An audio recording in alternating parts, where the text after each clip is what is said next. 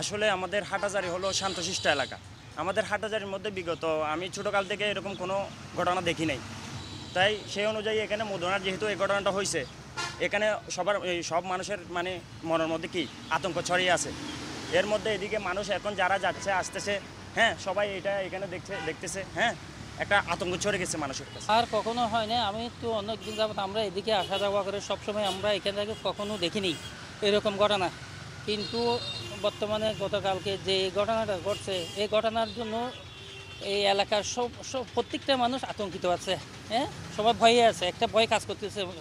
কিন্তু আমরা চাই যেন ভবিষ্যতে এরকম ঘটনা না ঘটে, সেজন্য আমি এই এই প্রশাসনের কাছে দৃষ্টি আকর্ষণ করছি। এই হাটহাজারীতে আমরা বিগত হাটহাজারীতে এরকম কোনো ঘটনা ঘটনা আমাদের জানা মতে, কিন্তু এই হাটহাজারীতে আমার মনে হয় এটা প্রথম হয়েছে। এদিকে এরকম দেখা যাচ্ছে বাইরের ঘটনা, কিন্তু হাটহাজারীতে হয়েছে, এটা একটা মানে খারাপ আতঙ্কিত, আমরা সবাই আতঙ্কিত আছি।